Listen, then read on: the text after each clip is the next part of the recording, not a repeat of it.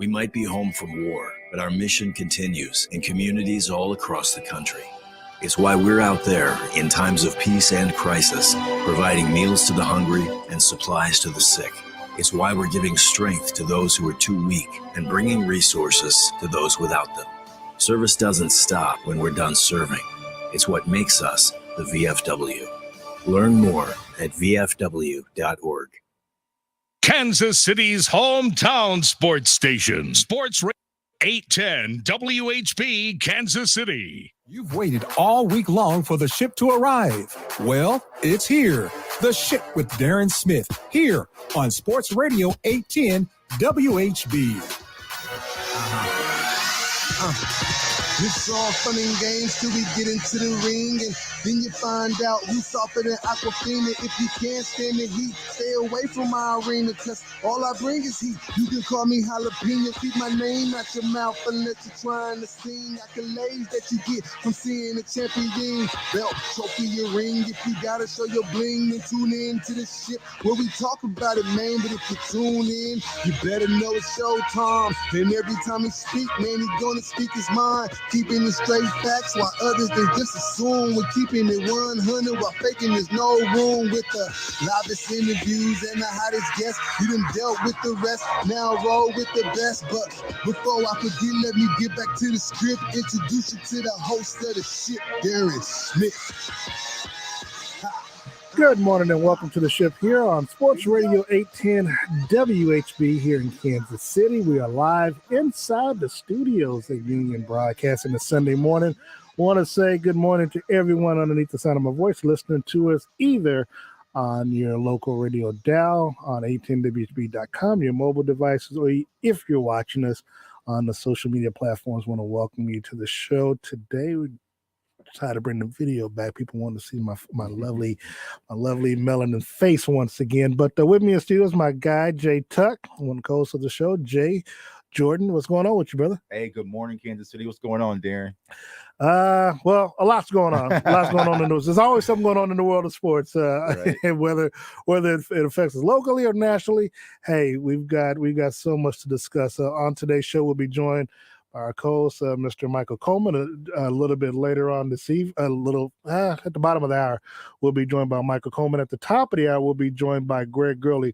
Talk some KU basketball, as well as Mike Krzyzewski and the upcoming Big 12 tournament and NCAA tournament. Got a lot to dive into. See what he honestly thinks about KU's prospects. Going further into the postseason play. And so much more. And look, we'll even talk.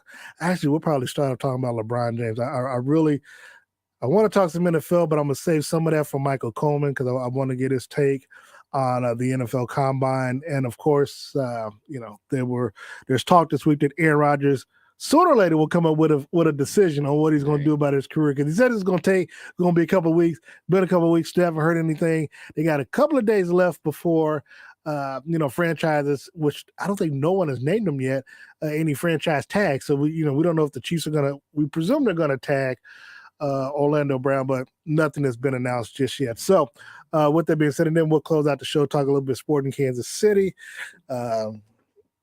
UFC taking my damn money again last night.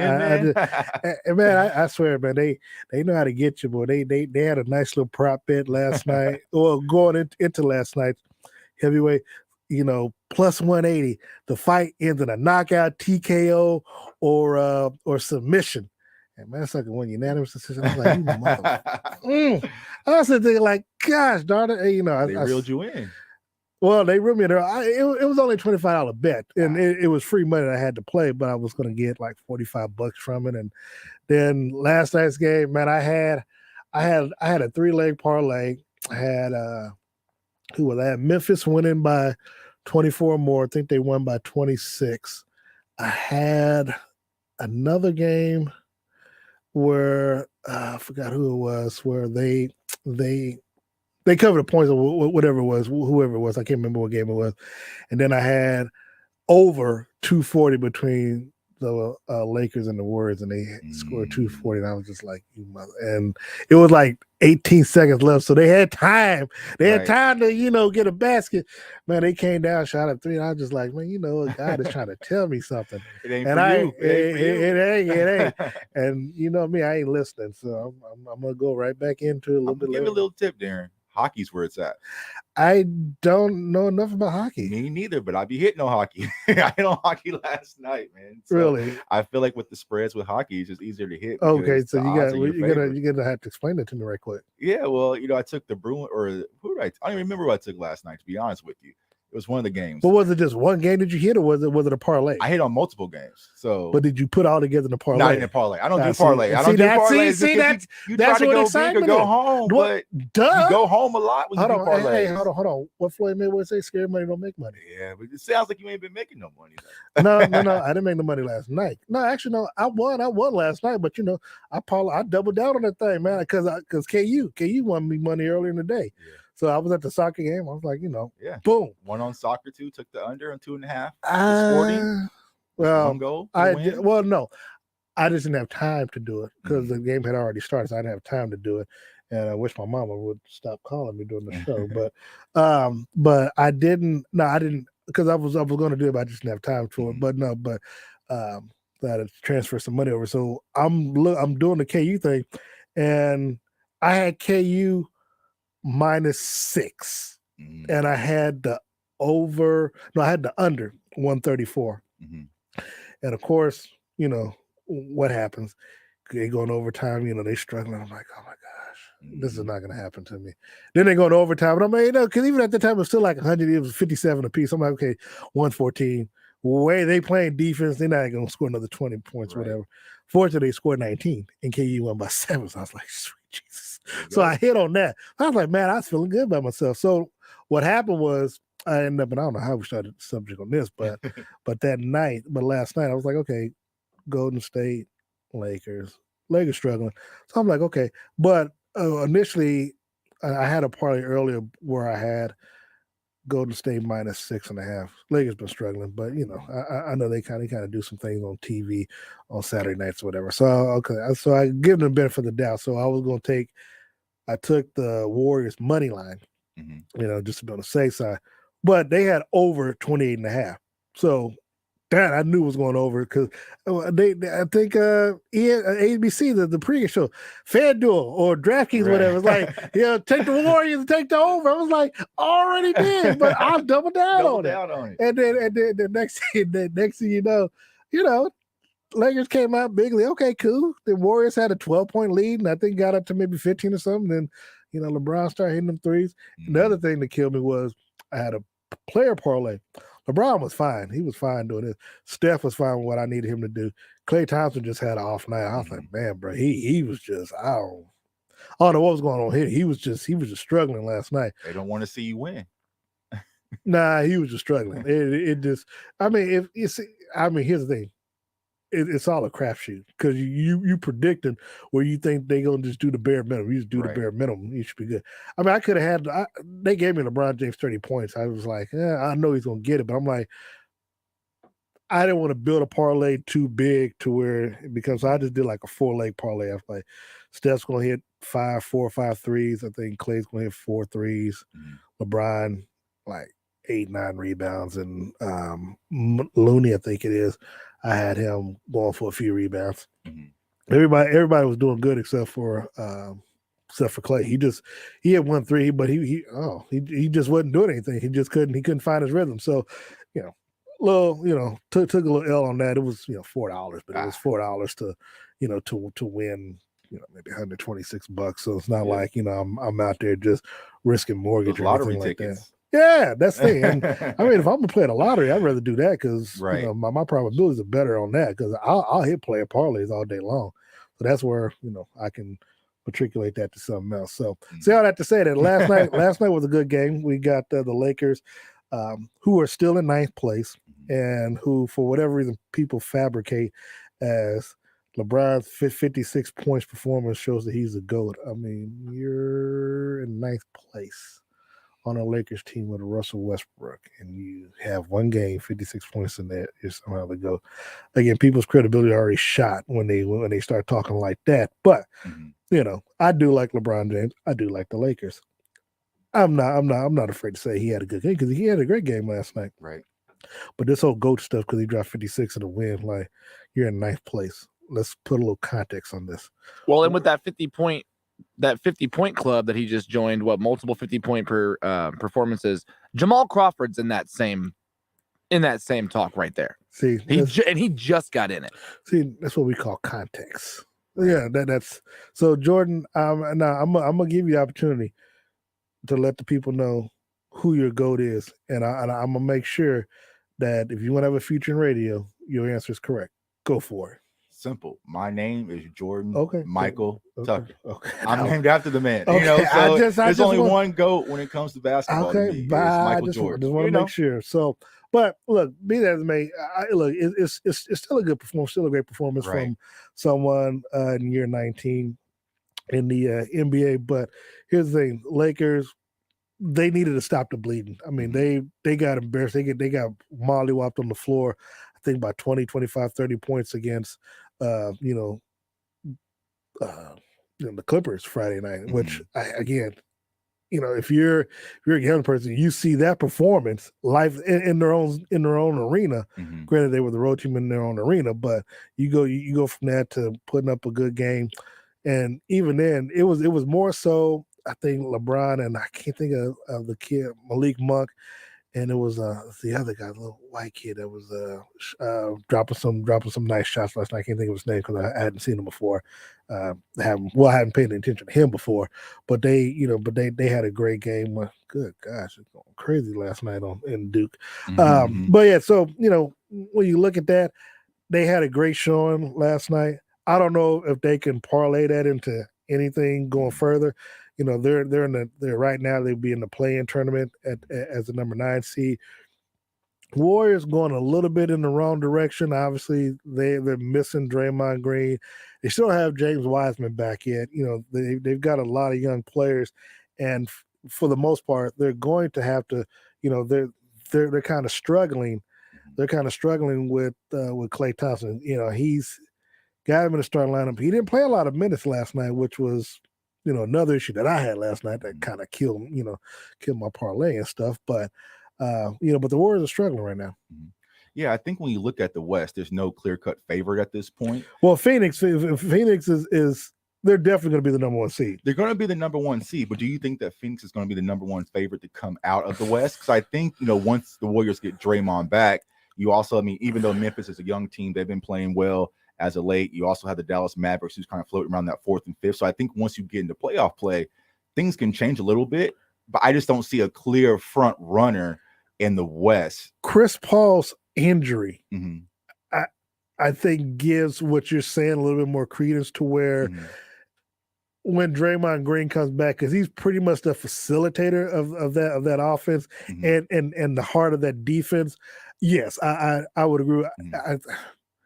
He has to come back, and I believe I think he's coming back this week. For some reason, I think he's coming back this week. So, he'll need to get his legs. He'll need to get his game day legs underneath him. And like I said, if you can, because they only play like 24 games after the All-Star game this year. They don't have. So the playoffs starts April. Yeah, early April, mid early. So and the games are spread apart a lot as well. So that's again.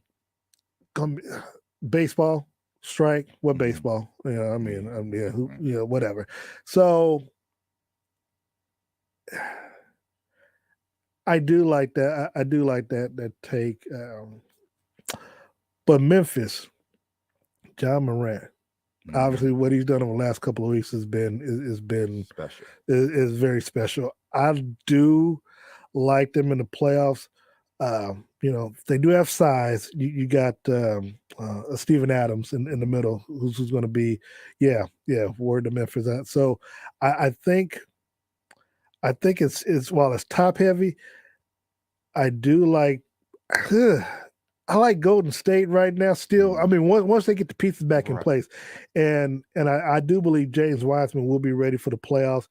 Now, I'm not going to put a lot of stock in what he's going to be able to do simply because he's still going to get his legs and stuff underneath him as well and get his endurance together. But but if Draymond can facilitate that offense, that will allow players like Poole and look, Poole is doing well coming off the bench with that second unit, but Klay Thompson, along with we got Andrew Wiggins. Andrew Wiggins as well, so they have the athleticism. Lineup. Yeah, they got the athleticism. They also have, and gosh, I hope Greg's not listening right now because I know he's gonna give me grief about Andrew Wiggins when he comes on.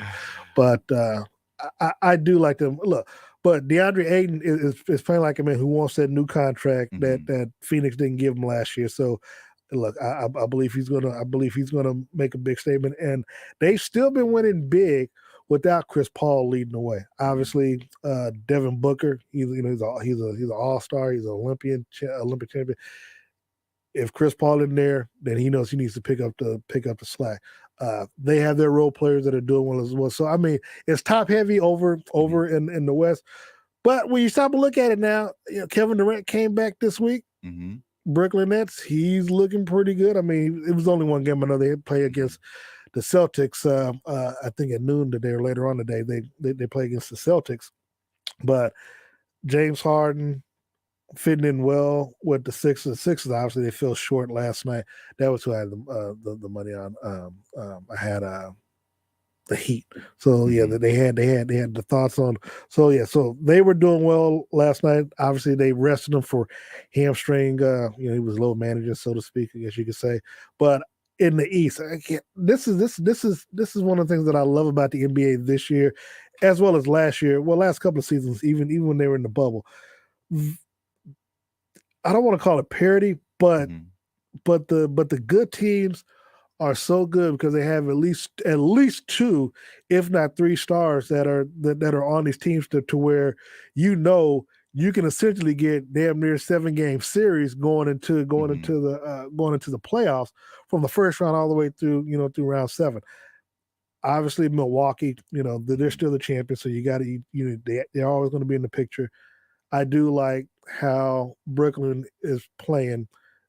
This is even before Kevin Durant came back, but obviously after James Harden, you saw some of the new talent they had with Kyrie on the road. They're winning games that you would still think they would lose, but they're finding ways to win, or at least coming down to the wire where they may lose by 1 point or something. But Kevin Durant is now back. He's back healthy. I think this game is on the road, so I think you'll see Kevin Durant as well as Kyrie Irving, and so we'll get a chance to see how they stack up against the Boston. The Celtics are playing better now as we get towards the playoffs, and so also Chicago as well. Yeah, Chicago. Yeah, Chicago's they've been a little up and down recently, which is just kind of strange, and I don't think that they're missing. I don't think they've got anybody that's out injured or anything that I'm aware of, because you got Zach LaVine, you got Lonzo Ball, DeRozan. DeRozan is just he's been a beast, but he struggled against the Atlanta Hawks Friday night. So look, I mean they're a lot. It's open. I mean again, that's what makes it kind of like the NFL playoffs, even though it's one and done. But that's what makes the NBA playoffs that much more exciting. Which I tell people, the issues that you got going on with Major League Baseball. I mean, are you really missing anything? I mean, because if you're a sports person, out of sight, out of mind. So as long as you can, and Major League Baseball, I guess, is supposed to come back today. Players Association is supposed to have some type of response to Major League Baseball's latest offerings or whatever. But I'm enjoying the fact that it's going to cost me some money, but I'm enjoying the fact that the NBA playoffs is going to be coming up real soon, and we're going to have a lot to discuss. We'll have a lot to bet on, and we're going to have a lot of Sunday morning shows. We want to be asking for forgiveness because I blew some money on. You combine that with March Madness, you should be sitting man, there's going to be a lot of opportunity out there for you, Darren, to get back on track. Here's the thing. Now, it's funny. It's funny you said it because I don't know enough of the players because I do like to build player parlay, so I'll just have to go off of who's hot or whatever. So especially when it becomes for me, I'm betting more so on the brand, the name, and stuff like that. Like, okay, if I'm going to build a parlay worth the teams, man, I'm hoping if you're seeding number 1, number 2, that damn it, you can at least win those games. But going back to what we saw last week, they ain't gonna be safe. That's more conference stuff because you kind of know the team. You're not gonna see a number 1. Let's just say for the K's, the number 1 seed, they're not gonna be playing Texas or something at number 16. So that part is like, but again, you're not gonna make no real money, but there is money in the upsets. But the question is, who gets upset it? Exactly. That's it's like, okay, what I can do, what I have a problem doing, I'll put $100 in, I'll get some free money, and I'll place dollar bets building parlays, and I'll try to do what should be the obvious. Right. And one thing I've learned, even though it doesn't make as much, you gotta kind of do money line. But the problem is that the money line bets, it's like KU against the number 16 seed, you're gonna be minus 8,000. You can't make no money, so you have to kind of go with KU's gonna win by 35. You're like, please, yourself, come on, hook your boy, look out for your dog. Right. For example, I had to kind of ask the coach, like, look, man, when KU played MU, I was like, look, this is what I need y'all to do. Run it up a little bit. Look, I need y'all to win by X amount of points, and I need, I need at least over. Yeah. I was like, with that rivalry, Bill Self wasn't taking off the reins that game. I was wondering. It was in doubt for until the last 4 minutes of the game, and they kind of opened it up because I was texting him. I was like, man, I had a lot of money. I was like, come on, man. And then they hit it. He was like, my response back was like, money back. Like, thank you. But don't bring that up again, man. That was a sore subject because had they not, had it been a hard time. So. I don't know. People really, this ain't a gambling show, but I don't care. But yeah, no. But March Madness, that's going to be, because I had a couple of people over the last week like, man, how can we do this? I'm like, well, hit me up there. But I'm like, it's like I have to get prepared for it for me, because it's like my mind be all elsewhere. Like I have to the L I took last night, I got to turn around today, decide if I want to reinvest and try to get some of that money back or whatever in today's game. See, that's the emotion. That's the emotion when it comes to gambling. It makes it rough because you start making irrational decisions because you try to build yourself back. So that's why you want to slowly build your bankroll, Darren, as you go. So take these little base hits. No. See, here's the thing. Okay, so game is that no. Oh, look, he's already licking his chops. Yeah. I'm looking at the Nets at the Celtics, 4.5 point favorite. I'm taking the Nets with 4.5. But no. Well, here's my thing. My thing is, so you kind of got your butt card. I don't. It's not about taking the L's. It's just see you threw me off talking like that, messing out. But I don't know what the over under is for the total game. But no, when it comes to that, I do it. It's easier for me to do that because if I go to the casino, I will end up spending more money at the casino because going to the ATM. You see, and I like to play craps, so I'll get more money out to play craps than I would if I bet online. If I bet online, most I'll put in there is $100 because I can justify because I can also get some free money with it. If I go to the casino, man, let's just say I get $100 out. Well, ever since COVID, they don't have $5 tables no more on the crap tables, so they've raised it up to $10, $15. So you already got to buy in, and depending on how you play, depending on the table is, $15 for a bet. You put money behind it for your odds. That's probably $30 right there. Then you got to put money out there on the deal. That $100 is boom right there. It's already out there. Now, if you have a good roll, that's one thing. But if you 7 out right away, bro, that's $100. Right. You right back to the ATM or whatever. ATM with those fees too. Exactly. then if you look at then if you add in on top of that, if you play slots or whatever, go up, down, can play for a minute, but it could, you can play a penny slot. Play $1.20 or whatever, that could dissipate either. What happens? It'll give you feel like you got a little win, then take it all away. go right back to it. So instead of me doing that, I'd rather just do it here. And granted, yeah, you could spend more if you decide you had that rush. But I keep it on perspective. $200, win, lose, stretch it out is what it is. Yeah. That's how I utilize it. Yeah. So again, I can justify because trust me, I know what'll happen if I go to the actual casino because it'll, because I'll get that rush, and I've won a lot of money at the casino too. Now I think the most I may have lost may have been 1,000, but yeah, I've won. I've won way more. I've won more than I've lost at the casino, but that's the reason why I don't like to go to the casino because. I'm gonna say no comment because I know my wife's listening. So and so and it's funny because as much as I go to Vegas or would go to Vegas, I don't gamble as much because once I think me and my guy Steve, once we kind of discovered that we could bet online, because we thought we just had to go to Vegas to bet on games and stuff. Now I know we can bet online and stuff like that. Man, sin. Well, Mayor Lucas has spoke about. Yeah, he spoke about it, but I'm like, man, if you can't do it just within the League of Rams of Kansas City, it ain't. Look, and why we don't have it in Missouri, or Kansas, is beyond me. Like all these other states with FanDuel and DraftKings and the sportsbook stuff. I mean, I don't even think they have it in Texas. Like the mattress guy in Houston has to drive to Louisiana to place a bet.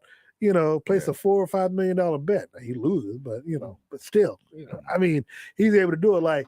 Well, I mean, actually, not when I was careful, but when I was in Pennsylvania, when I was in Philadelphia for the Eagles game, the Chiefs played, I was able to do stuff there. I was like, oh man, Fox Sports bet all this stuff, because it's where you are. Right, that location track. Yeah, location tracking. I was like, man.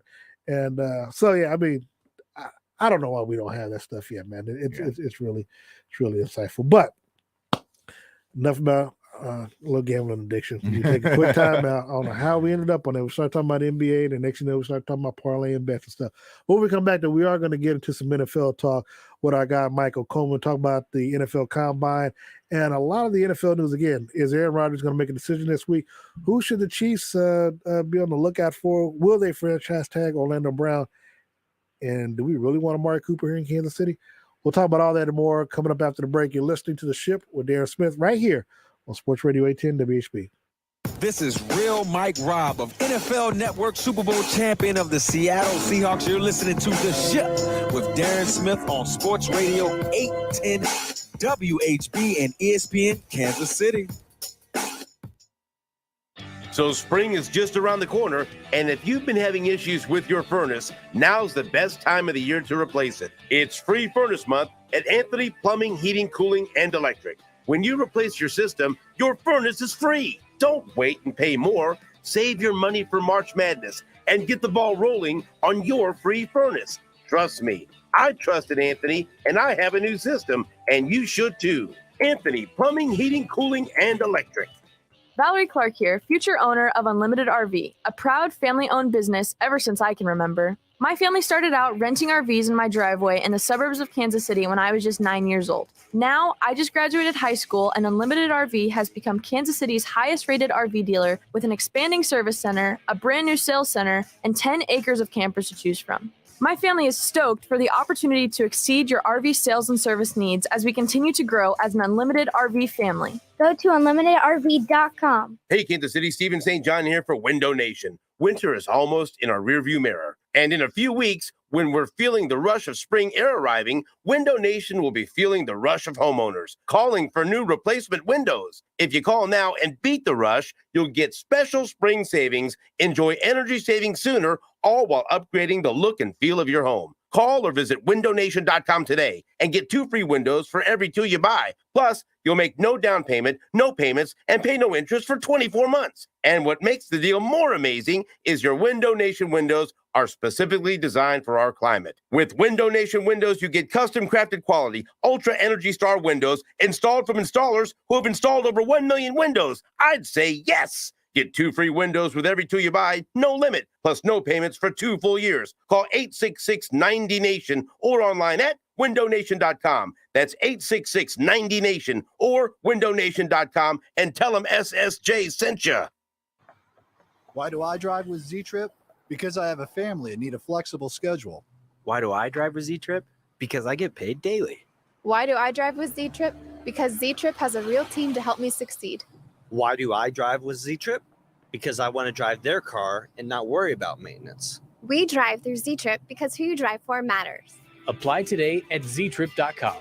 That's ztrip.com. Get on the road to success. This is Solomon Wilcox of PFF and Sirius XM NFL Radio, and you're listening to The Ship with Darren Smith on Sports Radio 810 WHB and ESPN Kansas City.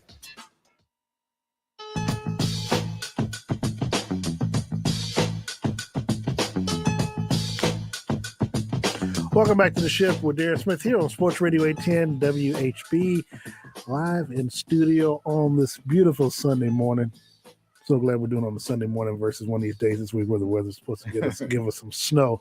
But of course, joining me still in studio, Mr. Jordan Tucker. Join us on the phone line. One of the other co-hosts of the show, Mr. Michael Coleman. Join us from Tyler, Texas. Michael, what's going on with you this morning, brother? Well, how you doing, man? It was an early day for me. I'm at this national gymnastics event, 3 days worth, again on Friday. In fact, Simone Biles was here last night, and with her coaches to watch the young up-and-coming talent. And that's Should told I said hi. And actually, there was a coach here who was from Ukraine, as a matter of fact, and from my understanding, and he coaches in Houston, as a matter of fact, with his team and brought his team here. So it's got a little international flavor here as well, man. Well, that's good. You should have told Simone and said hi. You know, we had our little cameo on Entertainment Tonight back in Houston a few years ago doing opening night radio row and stuff like that. But, Michael, I want to have you on. I know we talked a little bit about this stuff on our show Friday, but a little bit of it last week. But the scouting combine, the NFL combine, obviously it ended yesterday for the NFL, and now we're turning our attention to the upcoming NFL draft next month in Las Vegas. But overall, do you believe there are any particular athletes that might have helped themselves with the combine? Because a lot of times people are wondering whether or not the combine is even necessary. Because if you look at Mark Schler, two-time Super Bowl champion, he says that judging the player by his 40 time, with no pads and no cleats and none of that stuff on. And judging them by their broad jump and bench press, stuff like that, doesn't mean that you're going to be a star NFL player.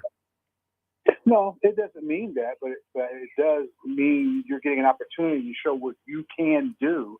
For instance, some of these up-and-coming programs, down in San Antonio, UTSA, they had a tremendous year to be a program of that stature. I mean, they're about as popular as Texas, being an hour away from Austin. And I just saw today the list of schools and how many athletes from each particular school were invited to the combine. And UTSA has 3 of their ball players invited compared to the University of Texas's 2. Baylor had 7, and I can't remember who had 9, somewhere Texas. But again, it was like a snapshot of the Texas football players, collegiately wise, who were invited to the combine. And maybe for those from the Power 5, it maybe doesn't help them at all because they're already on the radar. But for a school like UTSA, you got 3 of your athletes who were invited, and they had a really good season, and they're really up and coming. It does them a whole lot of good. No, they don't have to be stars. I mean, Tony Dorsett didn't have to go to a combine to be a star. Earl Campbell certainly didn't have to go to a combine to be a star. But those cats who are in the middle, they want to, you want to find these guys and put them on the radar to see what they have. And I think that's what the combine does. And I am amazed that there's some talk that the combine is outdated. The Rams didn't even send anybody from their staff to go to the combine. Now, granted, they are the Super Bowl champs, but I always think you can find something at the combine in Indianapolis. Well, here's the thing. Obviously, because you have a scouting firm, they still have a job to do, but they don't have first-round draft picks for another year. So we got to mention that as well. Like, they're not going to get nobody in the first round anytime soon, unless somehow. But this is not just. But see, that's the point. This is not just for first round. Right, and that's where I was going with that because again, when you look at it, Oregon pass rusher Kayvon Thibodeau, he's one of the top players along with Aiden Hutchinson. Hutchinson had a 95 score from Next Gen Stats. Thibodeau had a 92. Now, he bench pressed 225 27 times. Hayden opted not to do it. Hayden ran the 40 in 4.74 seconds. Thibodeau ran it in 4.59, but somehow he had the lower score than Hutchinson. But it is what it is. But be that as it may, again, when you look at that though, you look at some of these athletes. I know there was a lineman yesterday that ran I think a 4.81, and he's 340 some pounds. Jordan Davis, defensive tackle out of Georgia. Yeah. So now obviously, that well, he was already playing for that team. So I mean, it's not like he wasn't going to be a first round draft pick, but of course his performance didn't hurt last night, Jordan. But but some of these players, I would say that there's validity to both what Mike has said and what's being reported, but also validity in that combine is still available because you can find some diamonds in there that that you normally wouldn't expect because of them having the showcase and the opportunity to put themselves before them, Jordan. Yeah, I agree. I think it's a combination of both. You got to have the film, you got to have the production on the field, but also the combine can create that separation. So if a team is looking at a defensive tackle, and let's say you have Jordan Davis or you have Travis Jones out of Connecticut, and you're kind of like right there between making a decision. Well, if you have the combine like Jordan Davis did, that's going to push them up even higher. So some of these players increase their paycheck just based off of their combine numbers. So you really can't just look at what their 40 times are, the bench press, or even some of these drills, but it can also help push them, to the forefront, especially for some of these smaller school guys, because they don't get the opportunity to be lined up side by side versus wide receivers from Alabama. Yeah. And so you really get to see them in a nutshell and say, okay, he's not as small compared to some of these players as I thought. And I like what he's able to do. So I think the combine definitely has a purpose. Like for the Rams, they don't have that many picks, so it don't matter. Hey, and those NIL deals don't get you to the NFL. Exactly. Okay? Exactly. Let's understand that. Exactly. So if you're Brett Veach, obviously, he's last year was his best year as GM in Kansas City with the draft picks. He obviously got Creed Humphreys. He got Trey Smith, Noah Gray to an extent. He did have a couple of duds in there, but he struck out well in last year's draft. Draft with the players that he picked. Was there anyone that you saw that you think would be available to Kansas City? Just, didn't mind you now. It's there are some teams that may not have quote unquote quarterback needs because it's not as many named quarterbacks around. But do you think that there's any players that you saw this week, Mike, that could possibly be available for the Chiefs if they landed down to number 30? Well, there's going to always be somebody. It's just a matter of who. And Veach, like other GMs, are not going to tip their hat as to who they're leaning towards. I'm pretty sure, despite the success the Chiefs and Veach have had, in the recent years, the Mahomes years, if you will, they're going to find something. They'll pull a fast one on somebody, and who will be shocked if they would have made that move, and he'll get that credit because he does his homework. I think that's one thing that he has been able to make his imprint on is finding players, and no one's ever 100%. But I think with Veach drafting where they're going to draft, they're going to find somebody that's going to be able to help them, and partly because what he has seen on film already, and the intel that you gathered at the combine. Jordan, I know. Look, I know you love this draft stuff. I know you and I talked before we got on the air about possibly trying to get out there next month to Vegas, since next year's draft will be here in Kansas City. It's Kansas City is more so going to be on the lookout for players on the defensive side of football. Obviously, I think your offensive line is set. You're set at quarterback. You should be set at tight end, and I think they are set at tight end because even though you've got Noah Gray, but you also got Jody Forston, who should be coming back from injury this year. You obviously set at one of the wide receiver positions. I still think you're set at both positions, but you can always have more depth at the number 2 position. If you are Brett Veach, we're just looking at the draft right now, what do you think your biggest your biggest need is with that first round pick? Oh, that's a great question. So if you're looking to go defensively, I think you're going to look at the cornerback position, because I feel like when it comes to the corners, there is depth, but there's some great players that could possibly slide. One that comes to mind is Kyer Elam out of the University of Florida. Coming into the draft, he was one of the top 4 prospects, but you're starting to see him slide a little bit. Now, what could that be? His performance wasn't the best in Florida, but if you look at his overall tape, he's outstanding. He's a big, tall, physical cornerback that the Chiefs could definitely bring in. And another guy who's one of my favorite prospects, who you kind of hearing conflicting stories about, is Derek Stingley out of LSU. He was one of the cornerbacks that had a great rookie campaign back when they won the national championship, a freshman campaign.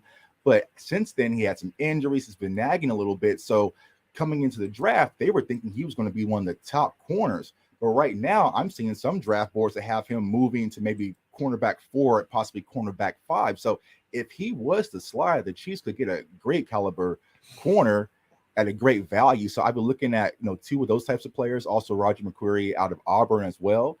So I'll be focusing on the cornerback position, because I feel like I know the Chiefs need their number 2 wide receiver necessarily, but you can get that in the later rounds outside the first.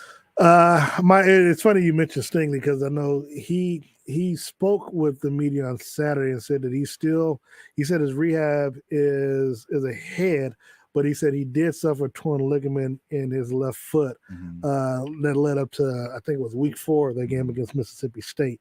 I think they call it a Lynch-Frack injury. So, but he said that he should be, he's ahead of schedule, and no teams that he spoke with had any concerns about his injury. Yeah. I mean, but they say that right now, because that's the one thing we never have insight on is the medicals. Because even last year, there was a lot of high caliber players that slid in the draft.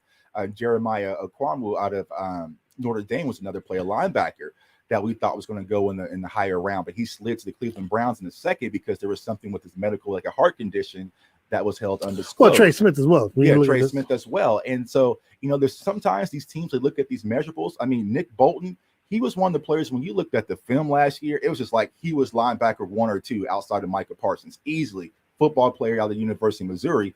But due to his measurables, his pro day was kind of he slid all the way to the Chiefs in the second round, and you were able to get a value steal. So I think that's going to happen with a few of these corners, where you might look at their combine or their pro days.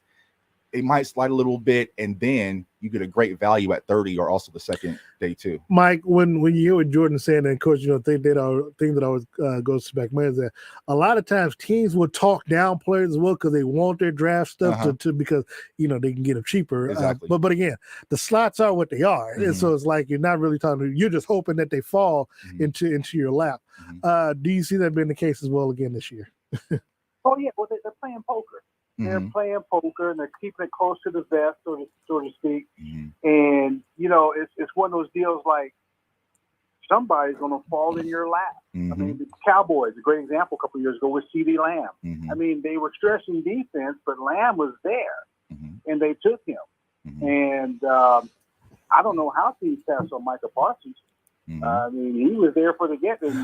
I mean, because the Cowboys aren't known for having, spectacular well, the Chiefs don't draft them. I mean, they don't draft it high enough. Oh, okay. So, yeah, I mean, all right, that happens. That's what we do today, that's what I'm just saying. They don't, I mean, when Super Bowl, AFC Championship game, you kind of get drafted. You have to draft at the bottom of the round. That's just how it is. Okay. But I do want to jump in because, see, now this is something too, I'm mad that a player like Jordan Davis had such a good showing yesterday because it's hard for the Chiefs for him to end up at number 30 where the Chiefs could take him. And look, here's the thing, and I tell you all the time. When you see college programs like a Clemson, Alabama, Georgia, those type of teams, and look, and you see it on tape. For me, you don't really have to worry about what happens at the combine because, like you said, I've seen on tape. I've seen them play at the highest level. That's why I don't have a problem with certain players not doing anything because, man, bro, you see the tape. Like Randy Moss, even though he went from Florida State, didn't get to play his freshman year because he got kicked out for weed, but playing at Marshall, like. Bro, you know what this dude is. Like, exactly. I mean, I don't, and how you feel the 22nd to the Vikings, it's like, Cowboys should have had him. Cowboys could, Cowboys could have had him. And, that team, I assure you, Irvin, Sanders, all their playing careers would have been extended longer. Oh, yeah. With the addition of Randy Moss. So Dion. Sanders, what I said. Yeah. So when I see that and I see someone like Davis, like, man, I'm mad that he put on this display because now he's not going to end up at number 10. I don't think he ever would have, but there's so many great players on some of these teams that they, because they it's like a factory. These players, they turn them. So he's not the only defensive player from Georgia that's probably in that combine, and so it's gosh darn, it's just really about what you need and what falls into place. Mike, one of the things that I know, Jordan, I'll let you touch on as well, that one of the big news that came out of the combine this week was the reports that the Dallas Cowboys are looking to possibly move. Well, they're going to release Amari Cooper. Now, whether or not they resign him so he can lower their cap structure, or whatever, so be it. But knowing that, Mike, you cover the Cowboys. I know, Jordan. You are a frequent guest visitor at these Cowboy games at your front row seats. Amari Cooper getting cut from the Cowboys, good or bad for the Cowboys? And is this a player that, being credibly speaking, is it worth the Chiefs to look at bringing him in and as a number 3 option for the price tag that he would be? Jordan, I'll start with you. Yeah, so I think the conversation that we had on Friday, the Cowboys are looking to possibly move on for Amari Cooper because you could save approximately $20 million. Now, when his contract was structured, we all looked at the 2022 season because there was an out that was built in. So it was pretty much set up as a 2-year deal, kind of as a rental. But I think the Cowboys didn't understand, just like Mike said, they were going to fall into the grace of getting a CeeDee Lamb that early in the draft and getting that caliber of players. So I think from the Cowboys standpoint, you saw Coop's production. Now, there hasn't been that much consistency when it comes to Amari Cooper in Dallas, but a lot of that isn't due to his skill set. A lot of it's due to the scheme. He's not being utilized as a number 1 wide receiver because we've seen in instant cases where he's only getting 4 targets. Well, what can any wide receiver do with four targets a game? So, I think that's a lot of people's concern when it comes to Amari Cooper. Is the production going to be consistent? Now, you make the case about him coming to Kansas City. I had a few phone calls last night, and I want to take some time to digest it. It sounds like the Cowboys are still wanting to keep Amari Cooper. I think you're starting to see some of the rumblings inside because we all know Jerry Jones is an offensive guy, and that's the one thing he doesn't want to give up is that offensive firepower. So you might see a situation where they do sign Amari Cooper, maybe try to bring back Michael Gallup under a cheap deal, move on from Dalton Schultz, and use the franchise tag on Randy Gregory to make the money work. So there's some different possibilities. I think you're hearing the Cowboys say slow your roll when it comes to this whole Amari Cooper being cut situation. But if it happens, but let me jump in, Mike. And you take it. Look, I don't have a problem with them cutting him because again, that just makes financial sense for your cap purposes. I mean, because look, we're talking about cutting Frank Clark because it saves X amount of dollars. Question: do you cut him now? $12, $13 million, or do you cut him June 1st where you save $19 million? So he's going to get cut. It's just a matter of when. But just because he get cut doesn't mean you're not going to bring him back. I mean, because Veach talked about possibly bringing back Anthony Hitchens. You got to make the money work. Again, if the money's not working, you've got as a business, you got to make the money work because you don't want to not be without him because as you said, Amari Cooper works well in Dallas because he helps Dak Prescott look good because we've seen what life looks like without. Well, we saw his rookie year, but he had Dez Bryant. We talked about that. But if you're Dak Prescott and you don't have Amari Cooper, your numbers don't look as good as they've been looking now. Most of the time, you're coming from behind, so your stats look much better than if you're in the lead because now you get a chance to run the football. So with Amari Cooper and that offense, it all plays an intricate role together. Mike, if by chance that he does not go back or they don't bring him back, would he be a good fit in Kansas City again for what he's making and what he's going to be looking for as a number 1, number 2, even a number 3 wide receiver? Is the risk worth the rewards if the Chiefs were to go after him? Well, first of all, let's understand the word that's being used regarding the potential release. Even I'm using an adjective. Likely. It could also be unlikely. There's no definitive on this. And I think that's a cold word to tell him, hey, listen, dude, you're likely to leave, but if you want to redo your contract, we can talk about that. And he wants to be a Cowboy. He's made no bones about it. He wants to be a Dallas Cowboy. However, if the Chiefs were to get him, he needs to understand you're not going to be the one. Yeah, you're going to, play second fiddle to a couple of guys in front of you already. And like we talked about a couple of days ago, his enthusiasm. Does he like football? Sometimes you can't tell. But see, that comes from being at Alabama because he's molded in the mindset of Nick Saban, where you don't get a chance to put those type of emotions out there because you play the game the way it's meant to be played, and so I'm not gonna fault him for whether or not we see fire on the field. The thing is, does he make plays? And because look, Julio Jones, he's not a fire wide receiver, but you saw what he was in Alabama, and you know what he is in the NFL. And so other receivers like that come, that come from that factory. You gotta we gotta context. We gotta keep all that in mind. And I'm also gonna put some blame, or maybe blame's not the word. Kellen Moore. He's supposed to be this whiz kid, offensive guy that gets interviews. And I'm sorry, that game, that lackluster performance against the Niners in the playoffs, the first round, and he still was in a position to get an interview. I'm like, come on, man. You know what? If he was worth what he is supposed to be, he would have said, you know what? We didn't perform the way we should have on offense. I'm going to decline on the job interview. No, talk about Jordan's guy like that. No, hey, John. He used to be cool, that's a good point. I think part of Amari's lack of explosive production is because he's not getting his number called. Exactly. Because if you go back to one of the biggest games, and it was actually when Dak Prescott was out, is when the Cowboys played versus the Minnesota Vikings.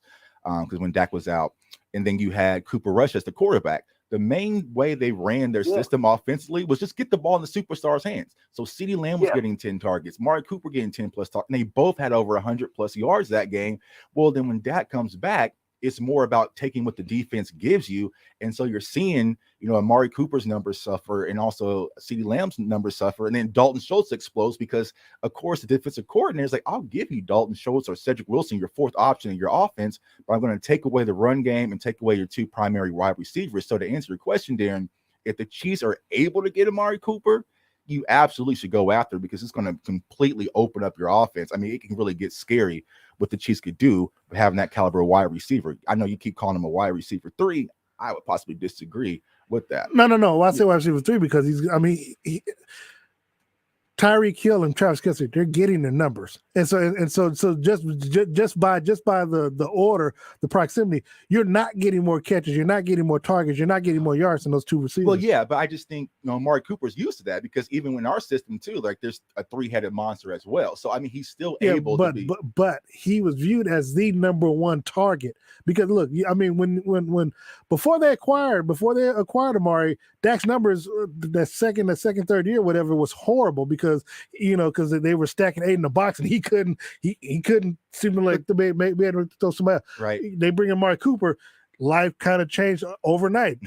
I mean, for a fact that you were there, I mean, you saw the games where Dak looked like a whole new quarterback. What I'm saying is, you bring that same Amari Cooper to Kansas City, yes, he'll get, he's 6'3", what's his? About 6'2". 6'2". Yeah. Well, he's a bigger wide receiver than obviously Tyreek. But what I'm saying is that at the end of the day, in the fourth quarter, no matter who comes in, Patrick is still going to be looking for Tyreek Hill and Travis Kelce.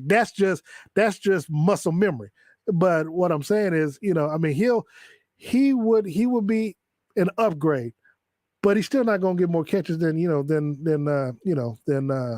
Tyreek or Travis. So that's why I say wide receiver number 3, because I'm viewing Travis Kelce just number wise as a wide receiver because of his numbers and his impact. But he might get more opportunity because the focus will be shifted towards Tyreek and Kelce. So I agree with that. He's going to be having one-on-one coverage and kind of be that third guy. And if you put a third corner or a second corner on Amari Cooper, he can just pretty much rout them to death. And so it would create, like I said, it's going to be Madden-like if the Chiefs were to get Amari Cooper, because he is, like I said, make no mistakes about it, one of the top wide receivers in the NFL.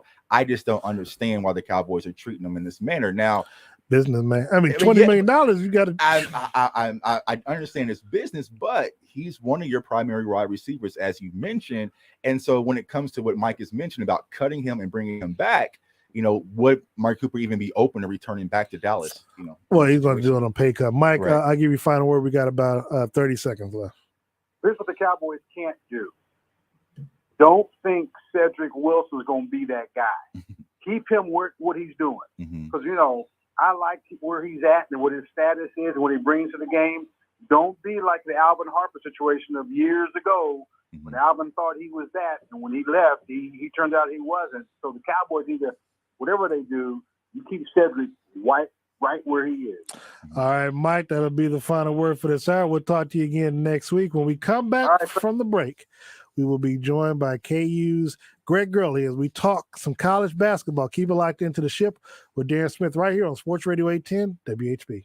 This is Solomon Wilcox of PFF and Sirius XM NFL Radio, and you're listening to The Ship with Darren Smith on Sports Radio 810 WHB and ESPN Kansas City. At Central Bank, we've brought the home loan process closer to home. All of our lending decisions are made locally, right here in your community, so you get quick answers and loans that are tailored to meet your needs. So whether you're just starting your home buying journey or well on your way, Central Bank can help turn possibilities into realities. Apply online at centralbank.net or at any of our convenient locations. Central Bank. We do banking better. Member FDIC, Equal Housing Lender. We fuel the outdoors. The Open Season Sportsman's Expo will return to the Overland Park Convention Center Friday, March 11th through Sunday, March 13th. Come see the latest products, gear, and equipment for hunting, fishing, and outdoor enthusiasts. Attend an educational seminar featuring Michael Waddell from Bone Collector. Test out the newest products, shop show-only pricing, live fishing demos in the hog tank, and bring your buck for trophy deer scoring. Kids age 12 and under are free. Save with advanced discounted tickets at OpenSeasonSportsman'sExpo.com.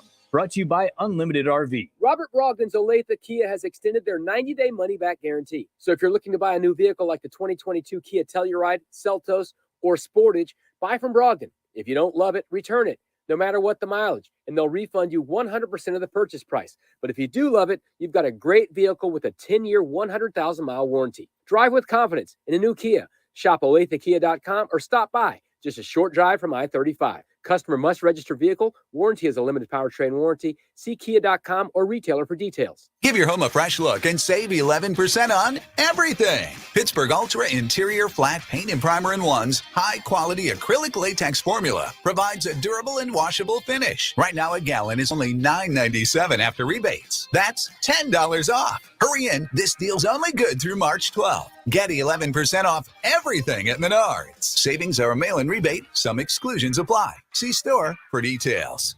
Save big money at Menards. Have you wanted to speak a new language but thought it'd be too difficult or take too much time? Then try Babbel. In just 15 minutes a day, Babbel teaches you conversations that you will actually use. With 14 languages and lesson topics like travel, business, relationships, and more, you'll learn what matters most to you. Babbel. Language for life. Learn a new language with ease. Go to Babbel.com to try for free. That's BABBEL.com. Building a pool is not a job for amateurs. If you want a pool you'll enjoy for a lifetime, call the pros at Pro-Built Pool and Patio. Pro-Built Pool and Patio is the largest provider of fiberglass pools in the region. Unlike liners, fiberglass pools from Imagine Pools and Pentair Pool Equipment are built to last, and they have over 200 different design options to fit your space. Pro-Built Pool and Patio offers competitive pricing, financing, and the fastest install timelines. Get a free quote by calling 816-786-3893 or go to ProBuiltPatio.com. Joe's Kansas City Barbecue has made their New Year resolution, and it's to serve more barbecue. That means more competition meats by the pound during playoff football and basketball watch parties. That means more curbside pickups when you order on the Joe's Kansas City app. That means shipping more Joe's Kansas City Barbecue anywhere in the nation to your friends and family. And that means more catering meetings and events at the Joe's 180 room in Olathe. Check out all Joe's can do for you in 2022. at www.joeskc.com. It's Family Leisure's Factory Direct Hot Tub Sale. We have hot tubs coming in every week. No need to wait for months. Come get your dream hot tub today. Family Leisure also has pools in stock for spring installation. Don't go another summer without a pool for your family. Come in and see our huge selection of patio furniture. Family Leisure is your one-stop shop for pool tables, shuffleboard, bar stools, and home theater seating. All priced to go. Mention 810 and save more at Family Leisure in Olathe. 913-888-7727. Awesome. If you're interested in building a great career, the Missouri Army National Guard is interested in you. The Guard will pay you to train for a wide range of jobs, such as engineering, combat arms, logistics, transportation, and military police. The skills you'll learn are needed in the Guard and are in high demand in the civilian job market.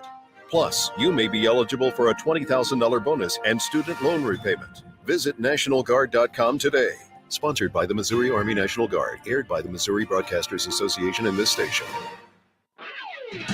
Your home for March Madness, Sports Radio 810 WHB presents special coverage Sunday as we kick off Championship Week. Sunday beginning at 1, we'll bring you live coverage from the Enterprise Center in St. Louis as the Missouri Valley Champ is crowned and punches their ticket for March Madness. Tune in to hear the Missouri Valley Championship Sunday at 1 on your home for college basketball, including Championship Week, Selection Sunday, March Madness, and the Final Four. Sports Radio 810 WHB. Sports Talk powered by fans. Sports Radio 810 WHB Kansas City, the power of sports. Hey, this is UFC President Dana White, and you're listening to The Ship with Darren Smith on Sports Radio 810 WHB and ESPN Kansas City.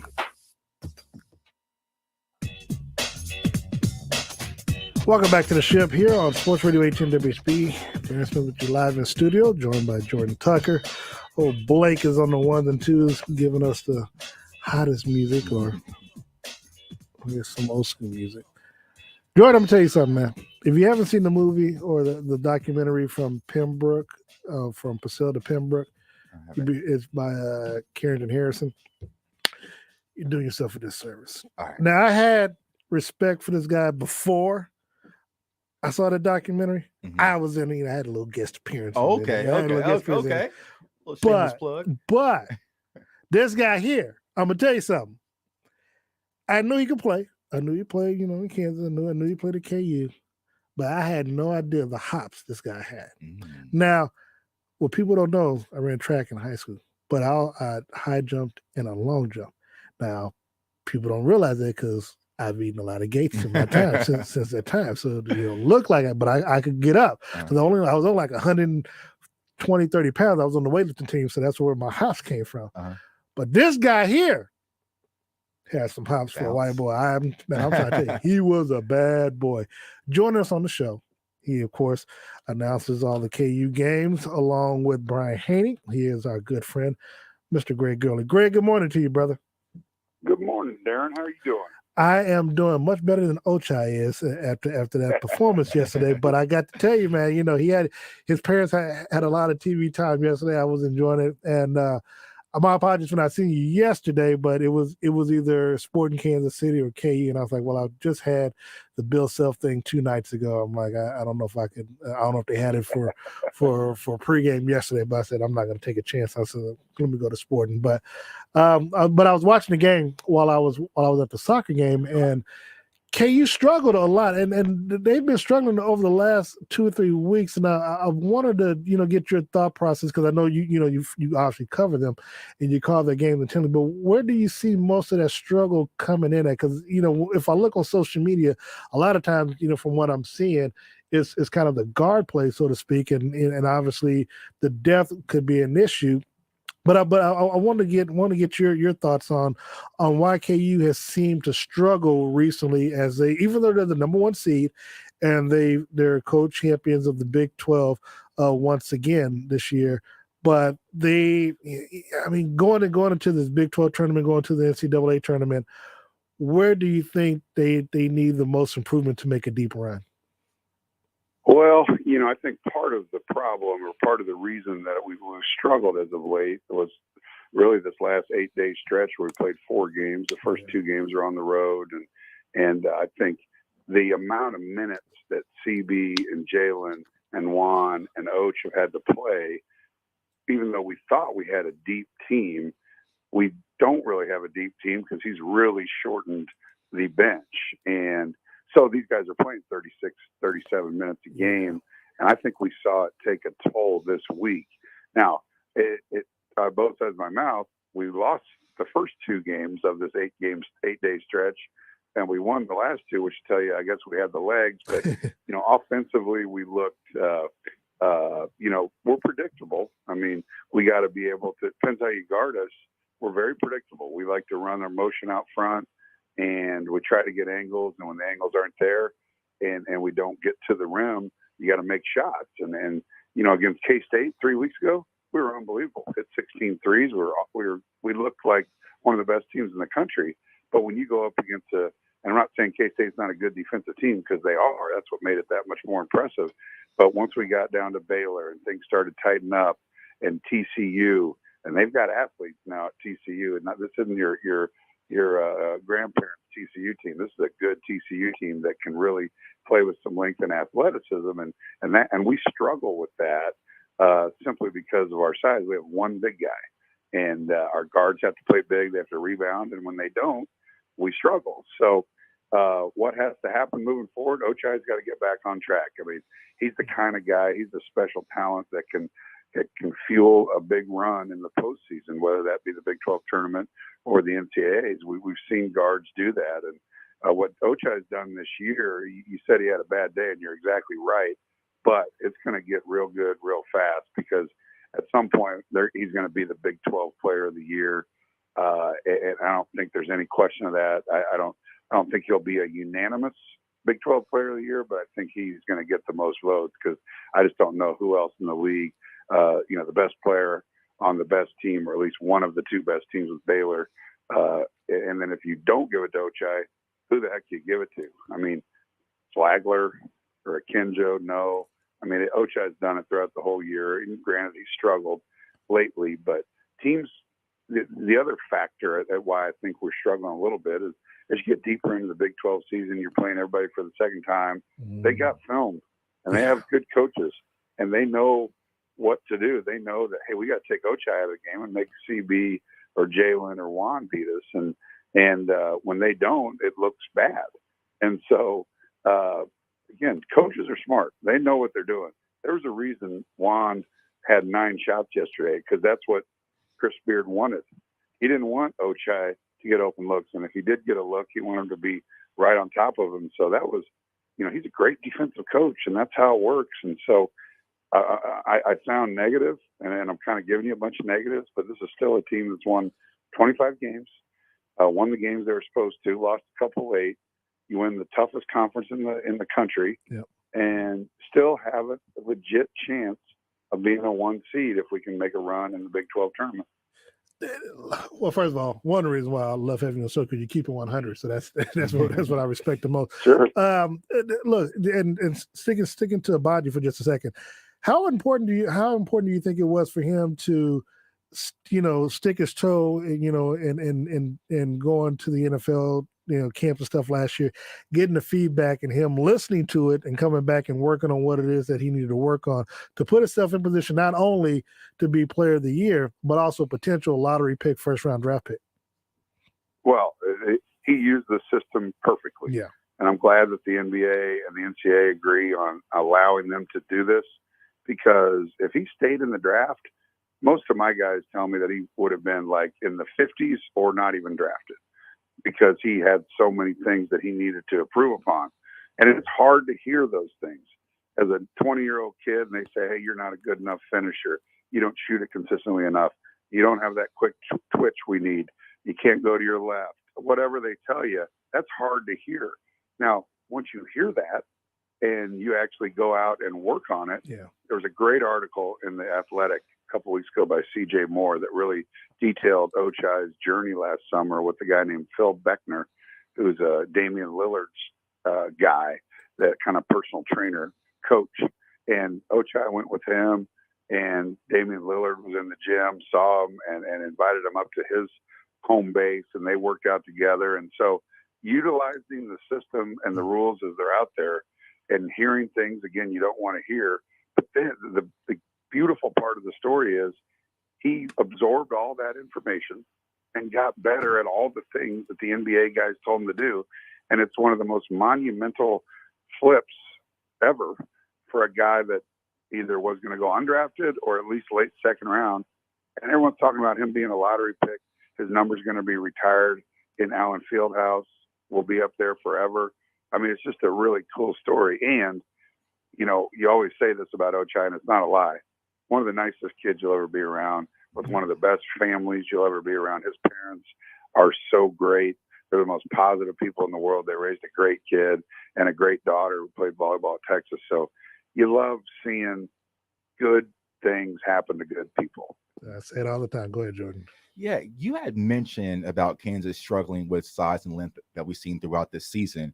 And traditionally, when you look at Bill Self's teams that has gone far in the tournament, they had an inside presence where they go back to, you know, Udoka, even though he didn't play in that 2020 tournament, but you also had Thomas Robinson, Jeff Whitney, the list goes on and on. With David McCormick being inconsistent, do you see Bill Self actually utilizing KJ Adams a little bit more on the inside, or you think that things are really going to have to lean heavily on McCormick and also Mitch Lightfoot? Well, I would tell you that at this point in the year, it is what it is. I mean, we're getting ready for the Big 12 tournament, first week of March. He ain't going to change what he does at this point. Okay. Will KJ play in the tournament in the postseason? For sure. But he's going to go down swinging with Dave McCormick, and he has to, because that's the way you've done it all year. You're not wrong that it would be nice to see him and give David some minutes on the bench, but we also got to remember Kansas doesn't win yesterday without David McCormick. He was put everybody on their back. 10 of 10 from the free throw line for a big guy is such a great weapon. He did a good job drawing fouls. And yes, David frustrates us all because he could have had a career night if he can make some 3-4 footers. But here, we're 3.5 years in to David McCormick, and if we think something's going to change, we're crazy. This is the old dog new tricks time. It's going to happen. But what he did yesterday on the glass and from the free throw line, you know, he won the Big 12 title for Kansas. So again, you're not wrong in your question, but I don't see it happening at a quicker rate with KJ. It's funny because I was going in that direction, but I had Jordan come in with the question. But for me, when I first met David, when I first saw him 3.5 years ago, as you mentioned, I was thinking like, man, this dude had the body of like Joshua. What's the boxer's name from Great Britain? Gosh darn it. Anthony Joshua. Yeah, Anthony Joshua. So I'm like, the dude is just built like chiseled, and I'm like, this dude should just be a beast out here. And it was like yesterday was like you mentioned, probably one of his best games. Happened to be on senior night. I'm like, this is the type of game I expected to see this dude even as a freshman. I'm just like, if you're 6'9", 6'10", you're built like this, you're gonna have the size. I'm like, all I need is for you to have that mentality. Like you're gonna go in there and dominate. Like if you have the mentality going in, man, the sky's the limit for this kid. The fact that he did that, and you had 3, and didn't realize until looked actually, you had 3 players with double doubles yesterday, all points and rebounds. You know, with Christian Brown along with Wilson. I mean, are you? If you're Bill Self, I know, like you said, it is what it is. But when you see this and you see this type of performance from McCormick, do you not sit back and be like, "Where's it been at all these?" You know, where you feel like you wish you could have got more out of this in his performance over the last 3.5 years. Well, a couple things. We became unbelievably spoiled with Udoka for 4 years because he would get the ball, and if he was within 5 feet of the basket, 98% of the time he scored. Hell, he shot 77% from the field. Yeah. yeah. I mean, and again, he caught it near the rim, he dunked it, and that's not Dave. And we've got to accept that. It's unfair to Dave because Dave is what he is, and we want him to be more, as I'm sure Dave wants to be more. But another thing you got to remember about Dave that not a lot of people know, you know, Dave has lost like 60 pounds. So when he was coming up and learning how to play, he was a big, big boy. I mean, he was just big, and he's got a weird center of gravity. You know, he kind of is like a top. You know, it's one of those things that he when he gets the ball, he just doesn't seem to have good balance. And when he explodes, I mean, you mentioned it, Darren. He looks like I refer to him as looks like a cartoon superhero. His body, he's just massive, and but he's a different athlete than he looks when he's out there on the floor. And again, I hate the term, but we use it all the time. It is what it is. He's not going to change. But when he plays like he played yesterday, this team has a real chance to do some things, because Ochai isn't going to go 1 for 11 ever again. That just isn't going to happen. And give Texas a ton of credit. They did a good job on him, but there was also some nerves, some adrenaline. You know, you look at those shots he attempted in the first half. Those were the shots he was making all year. Just a couple of them were long. Then he had a wide open look about the 10-minute mark of the first half, and it just went in and out. And he just could not get in the groove. That's not going to happen again. And so if you get Dave playing like that, we're in this crazy year of college basketball, we're just as good as anybody else. Just like, I don't even know, you're going to say Gonzaga or Arizona. Hey, they could get beaten in the Sweet 16. Last week, we saw it in college basketball. Yeah, last Saturday was crazy. The only top 10 team to win last week was the team that beat us, and that was Baylor. And, you know, that was crazy. And that was Arizona going to Colorado and losing. I mean, it was just nuts. So my point is, it sounds cliche, but anybody can beat anybody on any given day. They ought to make that pick the perfect bracket be worth $100 billion, because nobody's going to get it, and you don't even need to insure it. Because if anybody picks a perfect bracket this year, they are the smartest person in the world and the luckiest, because it's going to be a very entertaining NCAA tournament. So, but David, if he plays like that, we're an elite team. We obviously got the Big 12 coming up this week in Kansas City. First game being Wednesday night through Saturday. You know, your thought process on the tournament as a whole, and you know, and I mean, I'm not going to say anything Katie's going to fear. Obviously, kind of unfair, because we both have the same expectations. But what are you expecting out of this tournament, and what type of atmosphere for people who may have never been there, who may live under a rock but haven't been to a Big 12 tournament? What are expectations going into Wednesday night's tournament?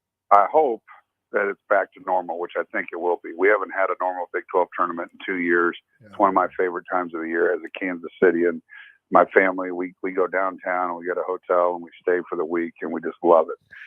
If you're a fan, just hang out, go to Power and Light, go to wherever you want to go down there, and just kind of camp out and have a good time. There's a ton to do. The city does a great job with everything around the Big 12 tournament. And I guess I've never been to another conference tournament because I've worked here forever, but I think ours is one of the best, or if not the best, just because of the proximity to everything around there, that you can just, you know, when our game's over, you just walk over to P&L, you just hang out, have a beer, and just relax. And it's just a good time. The atmosphere inside the building, if you're, you know, whatever fan you are of whatever school, let's say you're an elite team like Baylor, Tech, or Kansas, and some people will say, oh, if you lose in the semifinals, it was a good loss because you get more rest.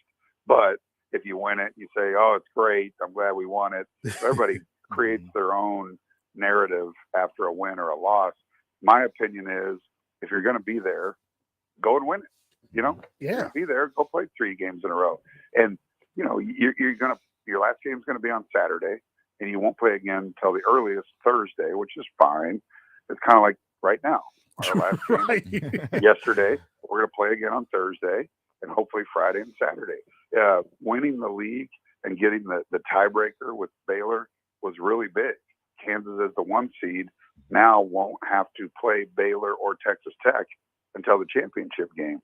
And that's a massive deal. Baylor and Tech, where Tech swept Baylor this year, will more than likely play in the other semifinal, and hopefully Kansas is there as well. So getting that tiebreaker was big, but doesn't mean it's a guaranteed win for Kansas in the first round. They're going to be playing the play-in game, but I like our chances. Yeah, one last brief question. When it comes to Remy Martin, I know you only had about 7 minutes yesterday. Where do you think that Remy Martin fits in with this Bill Self plan going into the tournament? Well, I think you've kind of seen it. I mean, again, I don't see him changing the way he does things. He's going to give Remy a chance in the first half of every game, and if he produces, he's going to give him another chance. If he doesn't and the game's tight, I think we've seen enough evidence that he's probably not going to play him. I mean, yesterday, I don't believe Remy got in the second half. I have to look back, but I don't think he did. And that was a tight game. It was an ugly game, and Bill plays the guys that he trusts. And that's not saying he doesn't trust Remy, but Remy's been hurt and just hasn't been in the flow. So he'll push buttons. Okay, I'm going to try Joe. And if Joe doesn't work, I'm going to try Jalen Coleman-Lance. And then when it's all said and done, he's got trust in DeJuan Harris, because DeJuan, his assist-to-turnover ratio is great. Yesterday he wasn't offensively very good and missed the shots that he normally makes, which are those running one-handers and little finger rolls at the rim. He's been so good at those all year, and for whatever reason yesterday he wasn't. So it was amplified and it looked bad. So, but back to Remy, he can be a spark for us because he's a great player. This transfer portal for a guy like Bill Self, he likes guys over years and years, the Devontaes and the Franks and the Perry Ellises that just keep getting better, and you have them. But reality is now you're going to get a guy in August, and you're going to try to get him included in the way you coach, the way he receives coaching, the trust, the defense, how hard you need to play. And that doesn't just happen in 2 months. It happens over, years. And you just don't get that with the senior transfer. You know what? I got to make sure I give flowers where it's due, and I wanted your thoughts on Christian Braun. I got to get your thoughts on him because he's made obviously vast improvements since his freshman year. People always talk about my suits and stuff. My guy Todd White, who's my suit sponsor, used to coach Braun when he was a kid in AAU and stuff like that. But look, I thought from him coming in as a freshman, I think his brother's on the team now, isn't he? Isn't his brother on the team from MU, or did he? Parker played at MU. Now he's at Santa Clara. Oh, Santa Clara. Okay. But Christian, though, again, from a sophomore year to this year, improving by almost 5-6 points, in the scoring column. Rebounding has been up again. His field goal percentage shot up 13%. I mean, that's an amazing upgrade to go alongside with Obachi. I thought, I also like to think that he's done a great job in the Bill Self, and he plays hard too. But I mean, again, 11 rebounds, crashing the board. I like seeing him play. I like watching him play. I think he adds a lot to the team. His 3-point shooting, has also it dipped a little bit from his freshman year, but he didn't obviously shoot as much. But but he's still clutch when necessary. Just your thoughts on Christian. So as you look at this team, we're not that much different than last year. And last year, I think Kansas fans chalked it up as a down year, let's say. But tell me what's different about this year's team compared to last year. Pretty much all you can say is you don't have Marcus Garrett, and Ochai improved tremendously along with Jalen and Christian. Now, I think Christian's benefited greatly from Ochai being the guy, because now so much concentration has to go to Ochai on the defensive end for opposing teams. That gives Christian more angles and more ability to get the rim. He's a great athlete. He's a great finisher at the rim. He consistently hasn't shot the ball great, but he doesn't mind taking big shots. I mean, TCU the other night, he had 2 massive threes in the second half. Yesterday, I think he made the play of the game at about the 13-minute mark. We have been laboring to score. We just couldn't do anything. And we missed a shot, and Brock Cunningham got the rebound, and Christian just went and snatched it and got an and one. And that gave us the lead. And it was because we struggled so much on offense. So Christian just makes toughness plays. He's smart. He's athletic. I love seeing his maturation, and his maturation might put him in the NBA next year, or at least the year after that, because there's a lot of people talking about him. I think he needs, the good thing if you're a Kansas fan and you're worried about Christian leaving is I think Ochai can give him some direction and say, hey, you're kind of where I was at last year. There's definitely things that Christian needs to get better at to be an NBA player. I think his quick twitch, he needs to be quicker off the bounce because he's kind of a lumbering guy when he drives the ball. He kind of is going left to right as opposed to north to south, and he's a guy that needs to shoot it better. But great defender, he's a great shot blocker. Again, basketball IQ is very high. I love him, and I love that he's got a little cocky to him, a little swag. He's got a lot of that. Burlington swag. He's got a lot of that. He's got a lot of that. We see that all the time. You know, and I like it because that's kind of the way I was. Like you talked about Paseo to Pembroke.